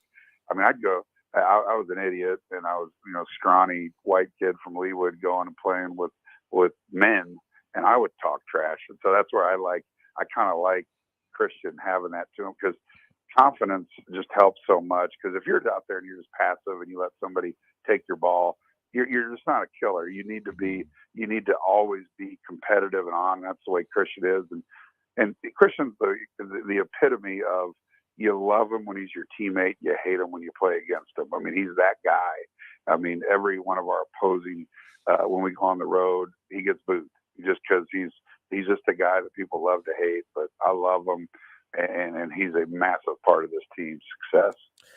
Yesterday became an end of an era at Duke where Mike Krzyzewski coached his last home game as the head coach of the Duke Blue Devils. Of course, that game ended in a loss to North Carolina, which did not sit well with him. But look, 42 years, I know KU's got a chance to play Duke a few times, and you may have been on the call or been a part of that rivalry. Just your thoughts on Mike Krzyzewski, whether or not, all the hoopla was worth it, all the pomp and circumstance for him yesterday, where seats may have been sold up to like $50,000 for his final game. I had people text me like, why are you at the such? You need to be at the, I'm like, dude, I don't cover Duke. I'm like, I don't care. I'm not now. If it's Bill Self last game and you get I'll be there because I'll be there. Now somebody want to offer me $50K for my credential. We're not gonna have the discussion on air. I'm just saying things Bill's got to get paid. But be that as it may, just your thoughts on Mike Krzyzewski and the end of an era, and and what's next for that Duke program in your opinion. Well, first off, ultimate respect for the guy, probably the greatest coach of all time. 5 national titles, 12 Final Fours. What he's done there is unbelievable. I thought the hoopla was a little much. I thought the farewell tour was a little much. I get it. Kind of like talking about Christian Brown. You love to have him, and everybody else hates him. That's kind of like Duke. They're the New York Yankees. If you're a Duke fan, you love Duke. If you're anywhere else, you can't stand them. And I think there was a lot of people that were annoyed by just the over coverage of this. And I think ESPN, Dick Vitale overdoes it too. It's a lot. And I look at 2 scenarios here. Roy Williams retires and just goes away. Like 2 weeks later, Mike Krzyzewski retired. I don't remember which one happened first. I can't remember. But he said, I'll retire after next year. And then you have the Coach K farewell tour. And it was a lot, I thought. I thought it was I get it. I mean, I'm curious because I was doing the game, so I wasn't watching TV. But what did they do on ESPN since our game was so long? I'm so glad you asked that because I was watching on my phone. I was in my car after the soccer game, and literally while you all were like 55 or 57, 50, last place stuff, they have a split screen where Mike Krzyzewski just standing in the tunnel. I mean, and their whole thing is like they're talking more about that than you all with less than a minute to go in the game. I'm like, are you all serious? I'm like, okay, just do like you normally do. Lower right hand corner, in goal, Duke, North Carolina, do that, but no, they have a split screen, and then they're literally talking about where they wanted to cut away and go to put like this. As soon as you all won that game, they spend 5 seconds. Now we can get you over to North Carolina. I'm like, well, damn. Is that how you win a good game like that in overtime with KU? Like, really? That's the respect y'all give KU? Where they, as soon as that game ended, they wasted no more than 5-10 seconds to hurry up and get that game over to. Well, there were some surprising things that I noticed yesterday because I don't really follow it, but I think that was their first ACC title. Even if they lost, they still won it. Yeah. And since like 2006, and so we all are measured by national championships. So I get it. I'm not poo-pooing the fact that they haven't won a league title since 2006 but the 5 national championships is ridiculous. So just understand that. But he's kind of above everyone, even when they, lose in the second round. I mean, you just don't hear it as much. And we hear it more around here when we do because we're here. But it's one of those things. Again, I started this answer out with ultimate respect. I don't know the man, never talked to him, but growing up in the college basketball world, he is the guy. Yeah. But and it's not necessarily his fault that the coverage was the way that it was, because ESPN, I'm sure, drove a lot of that, but he also agreed to it. Yeah. And said, let's do it. Let's have a fireside chat at half court after the game, which had to have been eerie for everyone because they just and it just to see those annoying Duke students crying was that made my day. So, but I was it was fine. It just seemed like a lot. Oh gosh, Greg. Well, I don't know what I would do without you sometimes, my man. Look, man, I look forward to seeing you this week at the Big 12 tournament, man. We'll definitely chat it up and have you on again next Sunday. Post Big 12 to talk about the steps and the road ahead, man. So thank you so much for your time, Greg. Man, good luck to you this week on the calls that you make. Of course, you can tune in to Greg. They will be making the call at 2:00 on Thursday. That's what time you all play, if I'm correct. They play 2:00 on Thursday. Yeah, roughly. It's the second game, Give or the first take. session. Yeah. Yes, sir. So we will be there live and watching you and supporting you and listening to you on the radio. We'll be back after this time out. Thank you so much, Greg Gurley. You're listening to The Ship right here on Sports Radio 810 WHB. Hey, this is your boy, Uncle Jimmy, from Speak For Yourself with Jason Whitlock and Marcellus Wiley. And you're listening to The Ship with my guy, Darren Smith, on Sports Radio 810 and ESPN from the land of Super Bowl champions, the Kansas City Chiefs. Attention golfers, Casey's Best Value in Golf has a deal you won't want to miss. Join any Great Life Classic Golf Club today and golf for free all March long. As a Great Life Classic Golf member, you'll enjoy unlimited golf at all 6 Great Life Classic golf courses. Plus, members have priority access to book tee times so you can golf where you want and when you want as a Great Life Classic member. Join Great Life today at greatlifekc.com and golf for free this March. That's greatlifekc.com. Unlimited RV is the highest rated RV dealer in the Midwest. We're also the home of the lifetime warranty and where you'll always buy at the lowest prices. Unlimited RV sits on over 10 acres with over 300 campers from over 30 brands. No wonder Unlimited RV is Kansas City's 5-star rated RV dealer. Stacy Clark here, owner and general manager of Unlimited RV. Come by and check out our family business, proudly serving Kansas City RV owners for nearly a decade. Unlimited RV, home of the lifetime warranty. Go to unlimitedrv.com. If you're suffering every day with joint pain, stop and listen. You can get real lasting relief now with natural biologic treatments at QC Kinetics. This is Stephen St. John. QC Kinetics is the nation's leader in regenerative solutions that can restore and repair damaged tissue with no surgery and no drugs. This is the relief you've been hoping for your aching hips, knees, shoulders, lower back.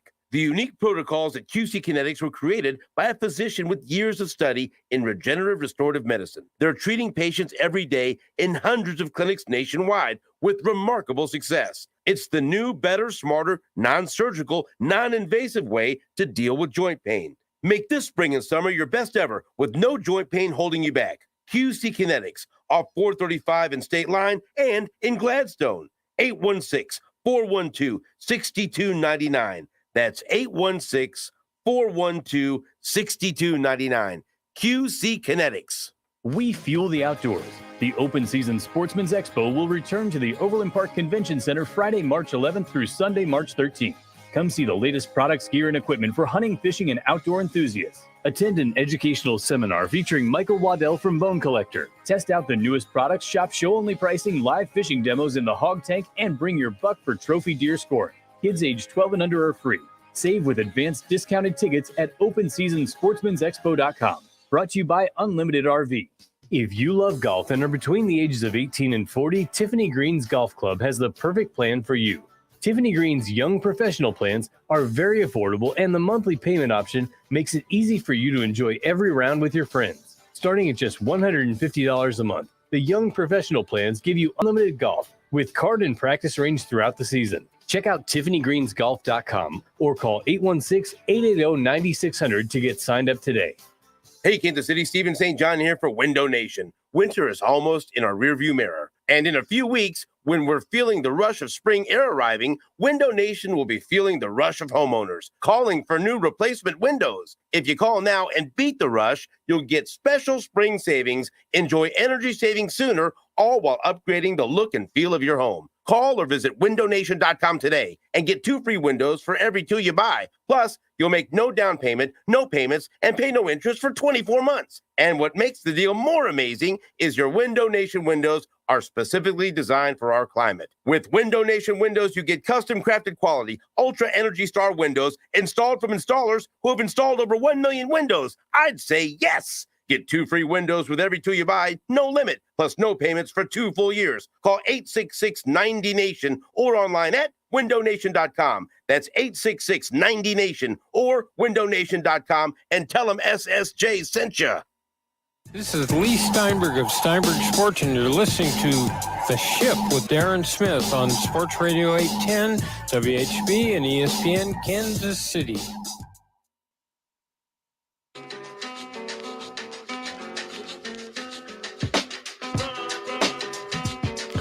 Welcome back to The Ship with Darren Smith here on Sports Radio 810 at WHB.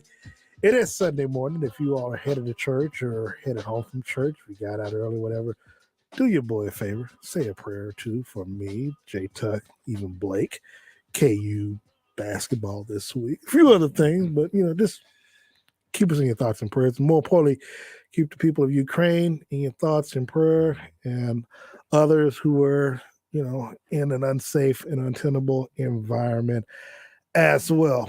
But being that it is Sunday, it is the first day of the week. There are things on television that can sometimes allow you to get away from sports, so to speak. Mm-hmm. Now, generally, for Sunday viewing, I don't think there's a WWE pay-per-view on. There's no NFL games on. Obviously, there are NBA games on this at that time of the year.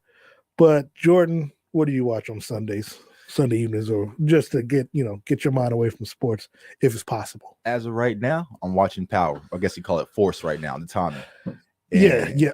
Well, I watched that at 2:00 this morning. Yeah, so you're one of those that watches it Saturday as soon as it comes out.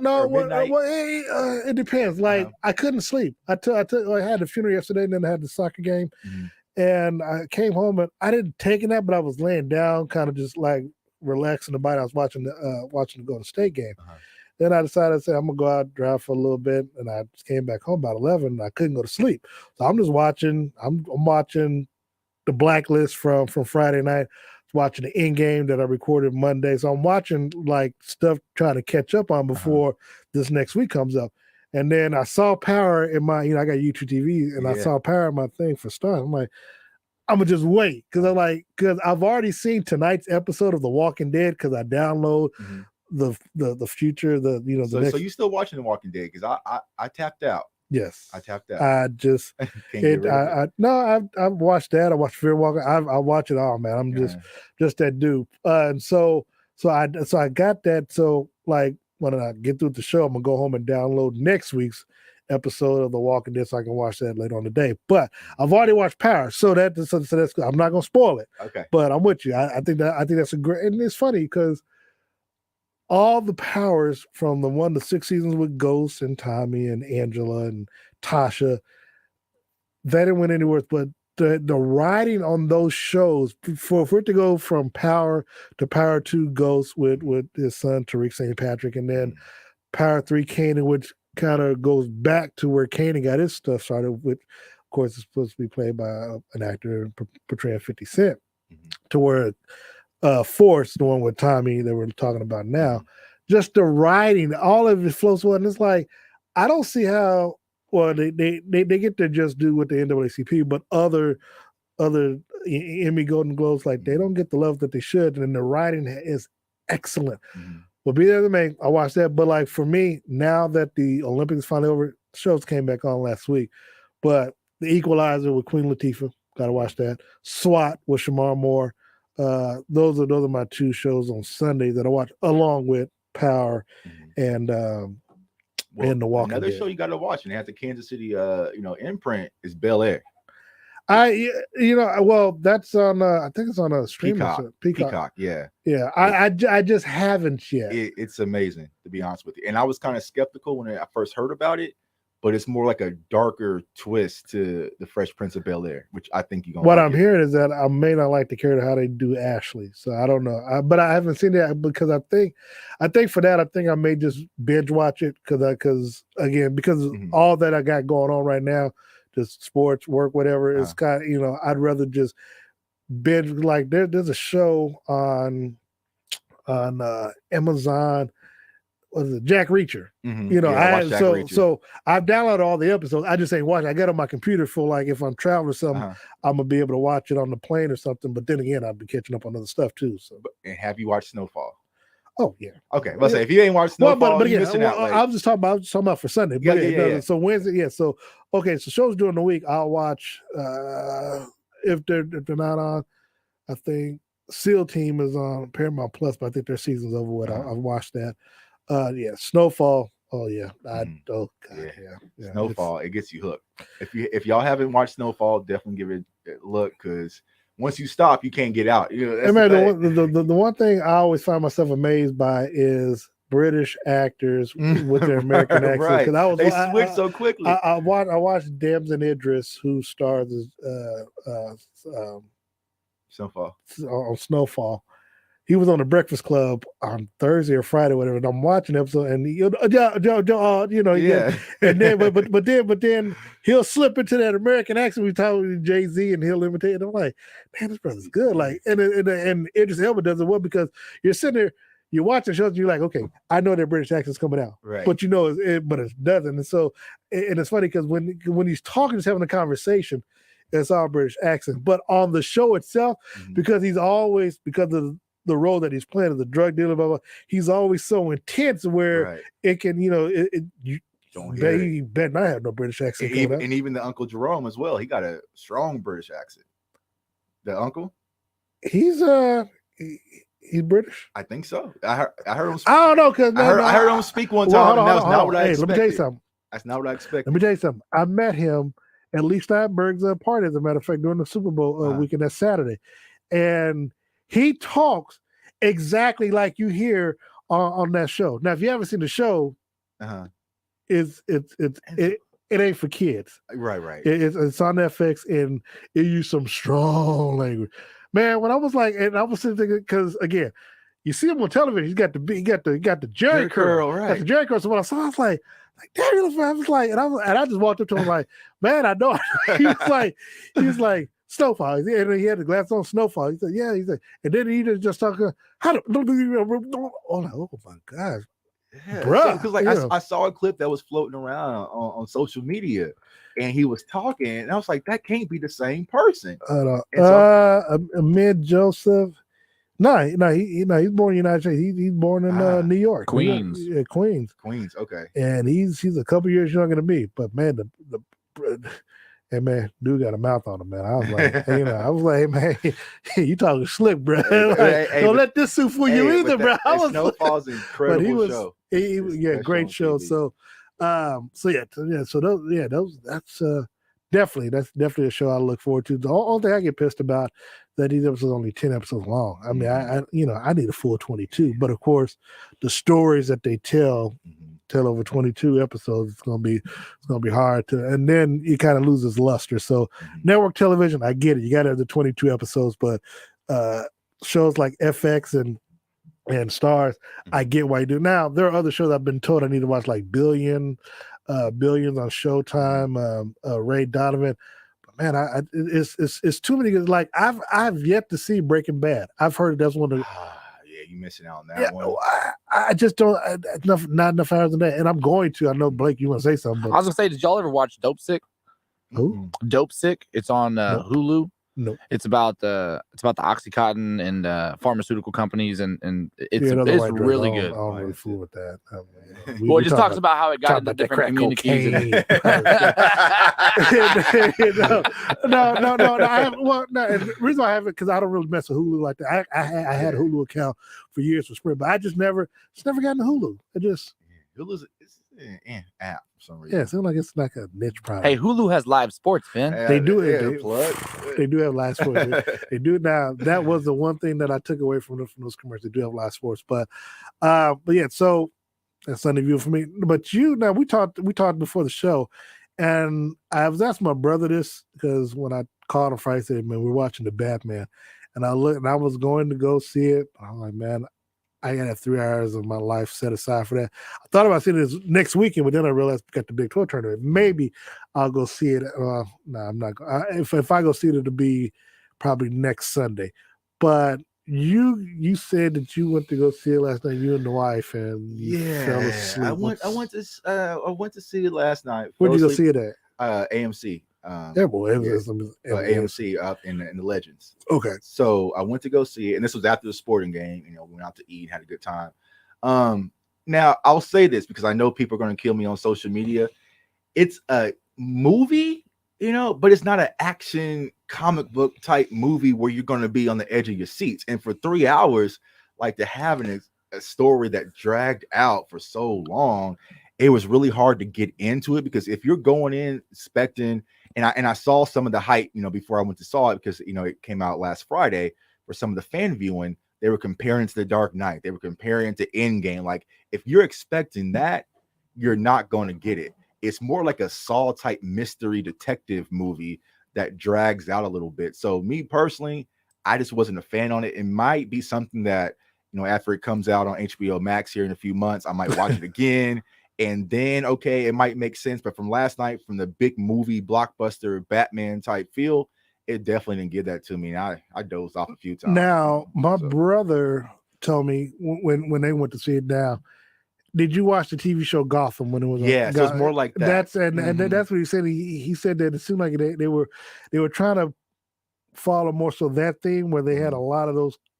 I mean, he said Jada Pinkins' character, the Max Mooney chick, wasn't there, but it seemed like it flowed more so if you watch Gotham, it geared more towards that versus and it's not tied to anything. So I know they're trying to build out the DC universe. So this Batman that we saw, he's not tied to the Justice League.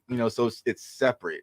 It's like his own just little individual. See, and that's movie. the thing, no matter what, Marvel has all those movies somehow tied together, like Eternal, which I have yet to see, but I'm going to watch it. I just, again, I gotta have 3 hours of my life to be able to set aside for it, to where those movies tie in like Eternals. I know even when you see the preview, they talk about, well, we were told not to interfere with Thanos or whatever. It's like, really? And versus they keep having different iterations of Batman and Superman and trying to tie stuff together. Where until they come up with another Iron Man, it's always Robert Downey. It's always been Robert Downey. So it's going to be hard to picture how this tries to be a standalone. Because now, maybe you fell asleep. I'm not sure you're the right person to ask, but whether or not there's going to be a sequel to that or not, or if it's built in to be a sequel, or if it's built in to go along the line of something else. I think it's built in to be a sequel. To be honest with you. But I think where DC really hit it big was with the Joker. But me personally, I like the Joker, but I don't want to see a Joker 2 movie, which they're working on. So, it's just I just don't know where DC's direction is. Because I know they have the Flash, they have Black Adam. I've only been able to see that movie once, the Joker. Did you like it? It was, I mean, yeah. See, I mean, loved it. because I guess it was a thing where he was psychotic to where he was, seeing things, and I'm like, I ain't really. I mean, it's not. But it's a new origin story that we seen the Batman. His dad died. No, I get it, but again, I mean, for me, what I took from it is that they're trying to talk about, I won't say mental health, but something to that, to where it's like, where a dude was just envisioning all this other stuff, where he was envisioning being with this lady and all this other stuff. I'm like, dude, it's kind of like, what was it? Like The Sixth Sense. Like, you caught it at the very end that the dude was dead. Like, really? Come on, man. To me, it was almost like you said, it was a true origin story we hadn't seen before, but it was about how society had corrupted him from inside out. Plus, on top of having mental health issues. So what, to me, and I have not seen Gotham, but from my friends who have seen it, they've talked about how it was more along the lines of like realism in the justice system of Gotham, and not so much like the action-packed bang bang Batman. Right. So are they trying to morph more of almost a realistic or more down-to-earth type of Batman universe right here, or what? Like, because even with the Joker, that was not so outlandish. I mean, all that really could have happened. You know what I mean? It wasn't the big action scenes and the blowing up of the hospitals. And is that something that you kind of saw from the new Batman movie, or no? Yeah, I mean, that was the direction of the movie, but from conversations, Ben Affleck is still going to be Batman moving forward. So he's going to have a new Batman movie. There's going to be another Justice League 2 movie that's going to be completely separate story. So it's like,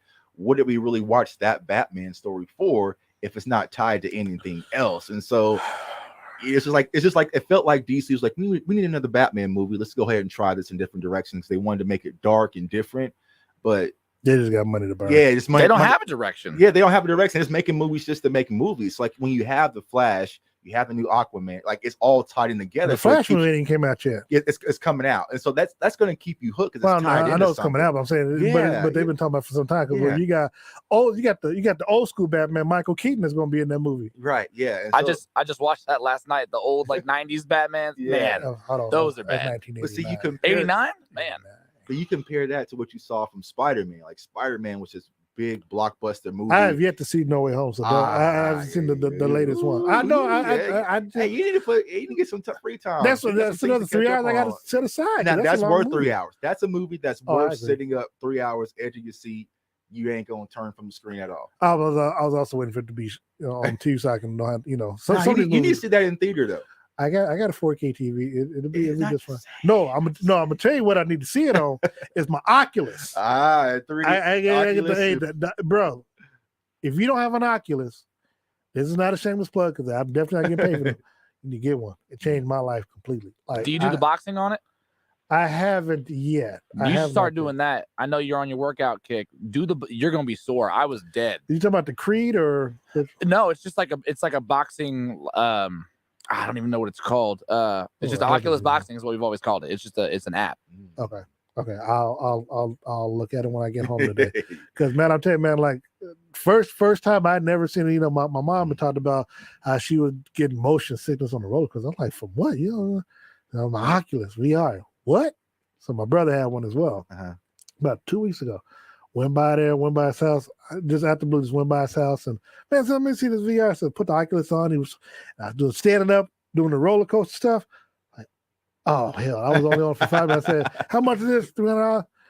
Fine, man. I gotta go get one. Yeah. So I was trying to get the pawn shop, but my sister was like, hey, you gotta wait till tomorrow. I'm like, man, wait till tomorrow. Let me get it now. She's gonna get it to me for half what I paid. But I was like, man, I'm gonna get it brand new, whatever. So I got it brand new. My mom had it set up or whatever. He set it up, man. I was like, then I started buying it. I'm like, oh, hold on, I'm spending too much money buying these games to get, But we got the golf thing, so we were able to do the Top Golf stuff. I've only played it that day, but just been busy with other stuff. The Top Golf, the roller coasters, but they got this thing called Big Screen, where I can connect my computer. So if I download a movie, like I can connect my computer, shoot a screen to the big screen. But if I want to stream it on my Oculus, I can do it as well. So I had to had movies that I do, but then I had to go download like these big ass files of movies. So I've got the new Scream, the Kingsman, the Medea, Homecoming, whatever. So if nothing else, I can just lay on the couch, whatever, and turn on my Oculus and stream it. But what it does is gives you a projection, like it's 100-foot screen in front of you. And man, I'm talking. It's like, bro, it's you in the metaverse now. I am. I'm straight up, and then you can. So I'm watching. I can watch the battles. Watching ESPN. Watch ESPN Plus. I can watch Netflix on it. But the best thing to do is YouTube VR. And so on that YouTube VR, man, you go and watch sports highlights and watch stuff in the metaverse, whatever. But it gives you the whole virtual reality 360. So it's like you're at the game. Oh yeah. Yeah, okay, I saw something like NBA. Yeah, NBA, yeah. Well, they'll put you a sideline or underneath the basket, so it's a cool thing. But when we get out of here, do want to ask you sports related before we get out of here. Aaron Rodgers, what does he announce his intentions are? Is he going to come back to Green Bay, or is he looking to go to Pittsburgh or Nashville or Denver? I think he's going to stay in Green Bay. I just think he is. I think they're going to try to work it out because I know they tried the whole Jordan Love experiment, but the way he's been playing for the past 2 seasons, how do you let him walk away?